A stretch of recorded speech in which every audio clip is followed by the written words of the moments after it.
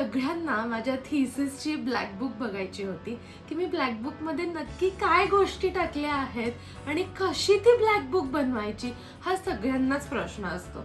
So I thought let's make a video on it. सगळ्यात पहिलं म्हणजे माझं मेन पेज कॉलेजचं, की ज्याच्यामध्ये सगळे डिटेल्स ऑफ कॉलेज आणि कुठल्या प्रोफेसरनी मला गाईड केलंय त्यांचे डिटेल्स. थिसिसमध्ये सगळ्यात इम्पॉर्टंट गोष्ट असते तुम्ही सर्टिफिकेट टाकणं, आणि आता मी ह्या स्लाइडमध्ये सर्टिफिकेटच टाकलेलं आहे. नंतर एक्नॉलेजमेंटचं पेज आहे. इंडेक्स हे खूप जास्त इम्पॉर्टंट असतं, कारण कुठल्या प्रोफेसर्सला किंवा ज्युरीजला ते जर पेज नसेल बघायचं तर ते डिरेक्टली स्किप करून दुसऱ्या पेजवर जाऊ शकतात. काय काय कंटेंट्स आहेत तुमच्या ब्लॅक बुकमध्ये तर त्या गोष्टी दिसायला पाहिजे. इंडेक्समध्ये तुम्ही बघू शकता की introductions, reasons of selecting this topic, की का मी हा मेक्सिकन रेस्टॉरंटच टॉपिक का सिलेक्ट केला. डेफिनेशन ऑफ मेक्सिकन रेस्टॉरंट्स, ज्युरीजला बघायचं असतं की नक्की हा टॉपिक तुम्हाला समजलाय का, किंवा तुम्ही काय अंडरस्टँडिंगनी तो घेतलाय, म्हणून definition.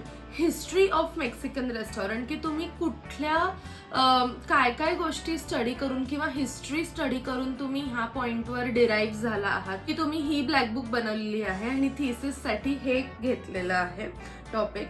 What is Mexican cuisine, Mexican क्युझिनमध्ये कुठल्या कुठल्या गोष्टी असतात ते आपण टाकतो, कारण का कुठले डिझाईन एलिमेंट्स आपण एक्सप्लोअर करू शकतो हे समजण्यासाठी.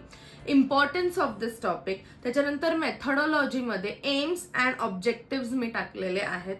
डेटा कलेक्शन, तर डाटा कलेक्शन आम्हाला सगळ्यांनाच करायला सांगितलेलं, जेवढे आम्ही फ्रेंड्स होतो त्या सगळ्यांना.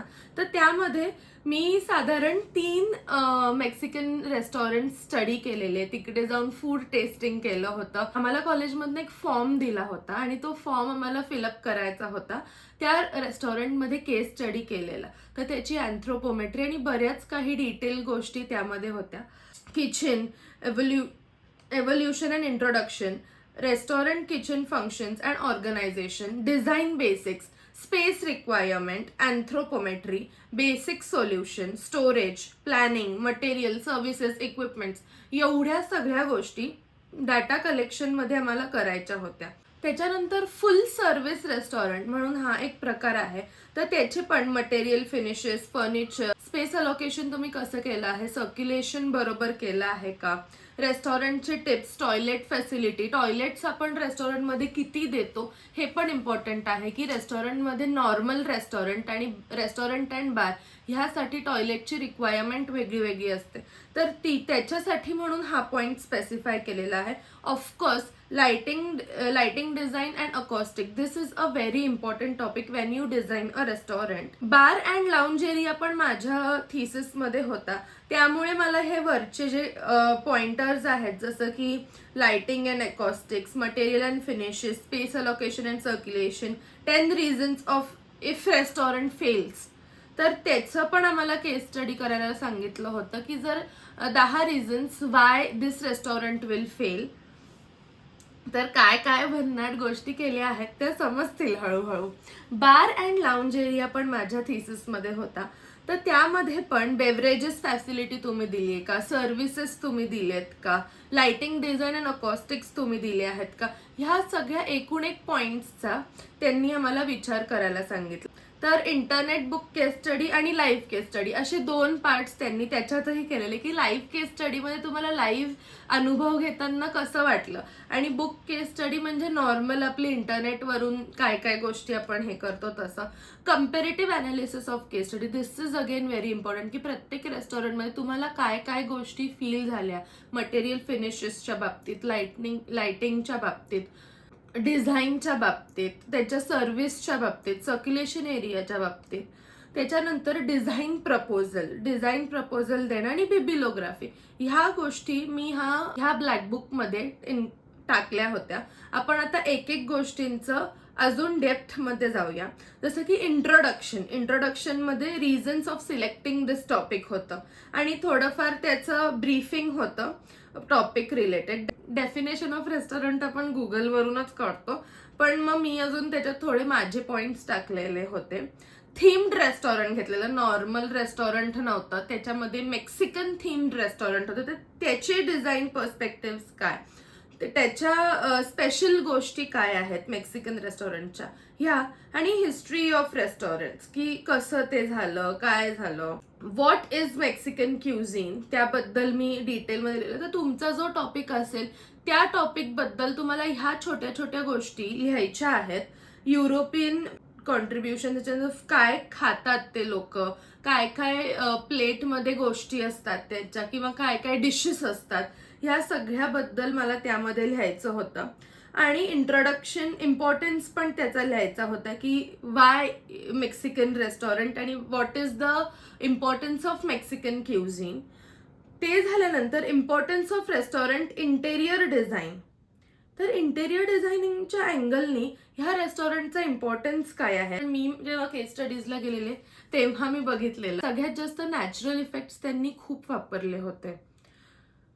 तर त्याचा स्मेल कसा येतो, कलर्स कुठले कुठले आहेत, इतक्या छोट्या छोट्या गोष्टींचा त्यांनी आम्हाला विचार करायला सांगितला होता. मेथडॉलॉजी आणि ॲबस्ट्रॅक्ट ह्याबद्दलही मी थोडंसं लिहिलेलं. ह्या सगळ्याबद्दल तुम्हाला जर काही डाऊट असेल तर तुम्ही मला नक्की कमेंट बॉक्समध्ये विचारू शकता. मी त्याचे अजून डिटेल्स तुम्हाला देईल. पण आत्ता तुम्ही तुमच्या ब्लॅकबुकमध्ये काय काय गोष्टी इन्क्लूड करायला पाहिजे आणि काय काय गोष्टी इम्पॉर्टंट आहेत, जेणेकरून समोरच्याला समजते की तुम्ही खूप छान केस स्टडी केलेला आहे. तर अशाच गोष्टी आहेत. नक्की माझा ह्या टॉपिक घ्यायचा किंवा मेक्सिकन रेस्टॉरंट घ्यायचा माझा एम काय होता आणि ऑब्जेक्टिव्ह काय होता. डाटा कलेक्शनमध्ये तुम्ही बघू शकता की किचन, मग किचनमध्ये डायनिंग एरिया वेगळा, किचन वेगळा, सर्व्हिस एरिया आणि स्टाफ एरिया ह्यामध्ये डिव्हिजन केलं होतं. त्याच्यानंतर इव्होल्युशन ऑफ किचन, तर त्याच्यानंतर prep area, dishwash area, storage, pickup, cook line, ह्या सगळ्या गोष्टींचा डिटेल विचार केला गेला होता. Restaurant kitchen functions and organisation, तुमचा जो काही टॉपिक असेल त्याचं फक्त फंक्शन्स आणि ऑर्गनायझेशन्स तुम्ही घेऊ शकता. डिझाईन बेसिक्स काय आहेत, किचन कसं पाहिजे त्याच्यामध्ये. रेस्टॉरंट मधलं किचन हा खूप मोठा इम्पॉर्टंट पार्ट प्ले करत असतो. त्याच्यानंतर अँथ्रोपोमेट्री, तुमचा बार वर झाला, हे वर झालं तर मग बसायला अनकम्फर्टेबल होतो. आपण इंटेरियर डिझायनर्स नॉर्मल रेस्टॉरंट्समध्ये गेल्यावर पण आपण किती जजमेंटल होत असतो की हे जरा खुर्ची चांगली हवी होती, हे टेबल असंच नको होतं, हे छोटंच पडतंय टेबल, 2 डिश, किती आपण हा लाईट असाच नाही, हा डोळ्यावरच येतोय. तसं प्रत्येक रेस्टॉरंटमध्ये सगळे लोक करतात. तर being a interior designer it was my thing की मी सगळ्या गोष्टी नीट एक्सप्लेन करू थिसिसमध्ये. टाइप्स ऑफ स्टोरेज, स्टोरेजेसचे टाइप्स पण खूप वेगळे वेगळे होते की युटेन्सिल्सला जे स्टोरेज लागणार आहे, बारला जे स्टोरेज लागणार आहे, सर्व्हिस काउंटर्समध्ये जे स्टोरेज लागणार आहे, असे टाइप्स ऑफ स्टोरेज. आणि प्लॅनिंग, तर प्लॅनिंगमध्ये काय काय इम्पॉर्टंट पॉईंट्स आहेत की ज्या मी कन्सिडर केल्या आहेत as a interior designer. Flexibility and space efficiency, simplicity, kitchen workflow. तर ह्या सगळ्या भन्नाट गोष्टी, आणि आपण किती काम करायला लागतं एका थिसिससाठी. Almost 6 months we were working. आमचा 6 मंथ्सचा इंटर्नशिप होती आणि 6 मंथ्सचं थिसिस होतं. असं करून ते 1 इयरमध्ये त्यांनी हे केलं होतं. तर 6 मंथ्स कंटिन्युअस फिरणं, इकडे तिकडे जाणं, तर असं काम केलं होतं मी. त्याच्यासोबत मी इंटर्नशिप कंटिन्यू केलेली जॉब म्हणून, तर और भी ज्यादा था मेरे लिए. तर मग मटेरियल्स मी कुठले कुठले वापरले आहेत आणि त्याचे प्रोज अँड कॉन्स काय आहेत प्रत्येक मटेरियलचे. तर लेट्स से की मी सिरॅमिक टाईल फ्लोरिंग वापरले, तर इथे लिहायचं होतं की त्याचे प्रोज काय आहेत की ड्युरेबल आहे, वॉटर रेझिस्टंट आहे, इझी टू क्लीन आहे, आणि त्याचे कॉन्स काय आहेत.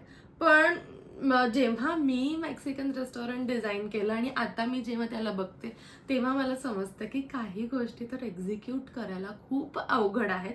तरीही मी काहीतरी जुगाड करून त्याला कन्स्ट्रक्शनमध्ये बसवलं होतं. म्हणजे कन्स्ट्रक्शन ड्रॉइंग, सर्व्हिसेस. आता सर्व्हिसेस ड्रॉइंग्स हे असतात, त्यामध्ये HVAC म्हणजे heating, ventilation and air conditioning ह्या सगळ्याचा विचार करायला लागतो. त्याच्यानंतर लाइटिंग अँड इलेक्ट्रिकल्स ह्याचा विचार करायला लागतो. Kitchen plumbing, equipments, list of equipments needed in kitchen.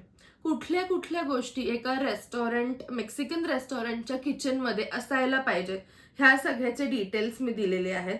Full service restaurant, त्याच्यामध्ये अँथ्रोपोमेट्री की ग्रुप बसला, ग्रुप सिटिंग असेल तर कसं, बार सिटिंग असेल तर कसं, ड्युअल सिटिंग असेल, दोनच एक कपल बसणार असेल किंवा दोघच जण बसणार असतील तर कसं, सिंगल माणूस बारला बसणार असेल तर कसे हाईट्स पाहिजे, ह्या सगळ्या हाईट्सचा मी खूप विचार केला होता. फुल सर्व्हिस रेस्टॉरंटमध्ये जसं हाईट्स डिसाईड होतात तसे टेबलचे लेंथ आणि विड्थ पण डिसाईड होतात. त्याच्यामध्ये मी स्क्वेअर टेबल पासून rectangle group table like table of 6, table of 8, तसंच सर्क्युलर टेबल इतकी केस स्टडी केली होती. काही त्यातले मी वापरले, काही त्यातले नाही वापरले. फुल सर्व्हिस रेस्टॉरंट हे ऑपरेट कसं होईल, कसे कसे पॉइंट वाईज ते ऑपरेट होईल त्याच्याबद्दल मी लिहिलं होतं. सस्टेनेबल पार्ट पण आपल्याला टाकायला लागतो जेव्हा आपण काही थिसिस करत असतो की त्यातले सस्टेनेबल रेस्टॉरंट ऑपरेशन्स काय काय आहेत, त्याची लिस्ट काय काय आहे आणि मेनू डेव्हलपमेंट मी कसा केलेला आहे. इतकं डिटेल लिहिल्यानंतर आपलं डिझाईन कॉन्सेप्ट येतं. कॉन्सेप्ट डेव्हलप केलं की माझं फाईन डाईन रेस्टॉरंट होतं, मग फ्रँचायझी आहे का, मग थीम्ड रेस्टॉरंट आहे, फॅमिली रेस्टॉरंट्स आहे, क्युझिन बेस्ड रेस्टॉरंट्स आहेत का, फास्ट कॅज्युअल आहे. ह्या सगळ्याच्या बाबतीत मी थोडं इन्फॉर्मेशन दिली होती. Space allocation and circulation. तर स्पेस अनालिसिस करणं खूप गरजेचं आहे. तुम्ही ट्रॅफिक रेस्टॉरंटमधलं कसं मॅनेज करताय हे समजणं खूप गरजेचं आहे की स्टोरेज कुठे आहे, ऑफिस कुठे आहे, स्टाफ कसा चालेल, स्टाफ सर्व कसं कुठून करेल, त्याच्यानंतर कस्टमर कसा चालेल, तो कसा म्हणजे एंट्री एक्झिट, त्याच्यानंतर स्टाफचं सर्क्युलेशन, ह्या सगळ्या गोष्टी आपल्याला नीट व्यवस्थित स्टडी करून त्यांना सांगायला लागतात. आणि तुम्ही बघत असाल तर हा माझा रेस्टॉरंटचा प्लॅन होता, मेक्सिकन रेस्टॉरंटचा. एंट्री एक्झिट ह्या सगळ्या म्हणजे एक रेड कलर आहे तो इमर्जन्सी एंट्री एक्झिटचा आहे आणि ब्लू कलर आहे तो नॉर्मल एंट्रीचा आहे. अशा प्रकारे मी ते प्लॅन केला होता. त्याच्यानंतर colours play a very important role in your thesis की तुम्ही काय टॉपिक घेतला आहे, त्याचे कलर कॉम्बिनेशन्स कसे घेतले आहे. तर मी कलर्स मेक्सिकन रेस्टॉरंटमध्ये काय काय यूज केले तर त्याचेही डिटेल्स मी दिले आहे की कलर सायकोलॉजी नक्की काय असते आणि त्यातून मी काय काय चूज केलंय. तर कलर सायकोलॉजी प्रमाणे लिहिलंय. त्याच्यानंतर माझं डिझायनिंग चालू झालंय आता की सिलिंग डिझाईन्स कसे घेतले आहेत, फ्लोअर कसे चूज केलं आहे, त्याच्यानंतर रेस्टॉरंटचे फर्निचर चूज कसं केलं आहे, table linens and centre pieces कसे चूज केलेले आहेत, लाइटिंग फिक्चर्स, वॉल डेकोरेशन्स, ह्या सगळ्याबद्दल छोट्या छोट्या गोष्टीबद्दल म्हणजे decor also plays a very important role whenever you are designing anything like maybe a bedroom, a living room or a restaurant और अ कॅफे. तुम्ही काय सेंटर पीस ठेवताय किंवा काय तुम्ही डेकोर ठेवताय दॅट इज व्हेरी इम्पॉर्टंट. म्हणून त्याच्यानंतर आता मी रेस्टॉरंट करत होते, तुम्ही जे काही प्रोजेक्ट करत असाल त्याला जर काही कोड रिक्वायरमेंट्स लागत असतील, जसं की माझ्या रेस्टॉरंटला कोड रिक्वायरमेंट ही होती की मेन अँड वुमेन हे तर बेसिक टॉयलेटसाठी लागतं, smoking area and non smoking area ह्याच्यासाठी पण गोष्टी लागतात. कोड फॉर रेस्टॉरंट पार्किंग की तुमचं पार्किंग कुठे आहे त्याच्या इथे पण आपण एक स्टँड लावत असतो. आणि ऑफकोर्स फायर एक्झिट. तुम्ही कुठलेही थिसिससाठी कुठलंही टॉपिक घेतलं असेल तर त्याचा नीट स्टडी करा की काय काय छोट्यातल्या छोट्या गोष्टी असतील ज्या तुम्हाला इम्प्रेसिव्ह वाटतात किंवा ज्या तुम्हाला इम्पॉर्टंट वाटतात की ह्या गोष्टी टाकणं खूप गरजेचं आहे, तर तुम्ही ते व्यवस्थित टाका. रेस्टरूम ऍक्सेसिबिलिटी अँड इक्विपमेंट म्हणजे तर रेस्टरूम्स तुम्ही कुठे प्लॅनमध्ये प्लेस केले आहेत, त्या कोणाच्या मध्ये तर येत नाही आहेत ना, तर हे प्लॅनिंगच्या स्टेजलाच डिसाईड करायला लागतं की तुम्ही या छोट्या छोट्या गोष्टी म्हणजे जे आपण झोनिंग म्हणतो की बार एरिया कुठे आहे, रेस्टरूम्स कुठे आहेत, किचन कुठे आहे, एंट्रन्स एरिया कुठे आहे, फाईन डाईन एरिया कुठे आहे, ह्या सगळ्या गोष्टींचं सेग्रिगेशन व्यवस्थित होणं खूप गरजेचं आहे. Sanitation facility another very important topic, हे आपण विसरून जातो. 10 reasons restaurant fails to survive तेही मी टाकलेले. आणि त्याच्यानंतर 10 टिप्स फॉर द रेस्टॉरंट. तर बॅड लोकेशन असेल तर रेस्टॉरंट्स नाही चालणार, हँड्स ऑफ रेस्टॉरंट ओनर असेल तर नाही चालणार, poor management team very important. म्हणजे आम्ही तर हे सगळं डिझाईन करून दिलंय पण ह्या पण गोष्टी आहेत जेणेकरून ते रेस्टॉरंट फेल होऊ शकतं. ह्या गोष्टी प्रत्येक थिसिसला येणं गरजेचं आहे की आफ्टर डिझाईन काय, जर ते रेस्टॉरंट चालत असेल तर काय, ते फेल कशामुळे होऊ शकतं. हे सगळ्या गोष्टी. Bar and lounge area, again a very important topic, कारण माझ्या थिसिसमध्ये तो एरिया होता. त्याचं स्पेस अलोकेशन, सर्क्युलेशन. त्याच्यानंतर एक प्रकार असतो जो लाऊंज एरिया असतो बारमधला, की जिथे सोफाज आणि लाऊंज चेअर्स वगैरे असतं आणि तसं रिलॅक्स मोडमध्ये थोडासा कस्टमर बसत असतो. सेकंड असतं की नॉर्मल टेबल सेटिंग आणि नंतर असतं की बार सेटिंग. तर ह्या सगळ्याचा मी विचार त्यामध्ये केला होता. तुम्हाला जर काही अडचण येत असेल थिसिस करताना आणि तुम्हाला जर तो काही पॉइंट एक हवा असेल की हे मी कसं करू किंवा हे मला समजत नाही, तर कमेंट्समध्ये सांगा. मी नक्की त्याच्यावरती काहीतरी व्हिडिओ किंवा त्याला कमेंटला रिप्लाय करेल. मेक्सिकन बारचं फर्निचर कसं असायला पाहिजे, कारण मेक्सिकन बार्समध्ये खूप इंटरेस्टिंग गोष्टी करू शकतो आपण. तर त्यामधलं स्पेसिफिकली मी कुठलं चूज केलंय फर्निचर, ह्याचे डिटेल्स मी त्यामध्ये दिलेले आहेत. कलर्स अगेन कसे वापरले आहेत आणि सगळ्या गोष्टी, की ceiling choices, flooring choices, table linens, lights, wall decorations, ह्या सगळ्या. आणि बारमध्ये फॅसिलिटीज काय आहे, लिगलायझेशन की ड्रिंकिंग एज काय आहे, प्रोहिबिटेशन अँड ड्राय डेज ह्याचा पण विचार, नाईट लाईफ क्रूज जे असतात त्यांच्यासाठी, पब्स, बार्स अँड क्लब्स वेगळं वेगळ्याचं कसं काय मी विचार केला आहे. आणि लिकर licence which is very important for bar again.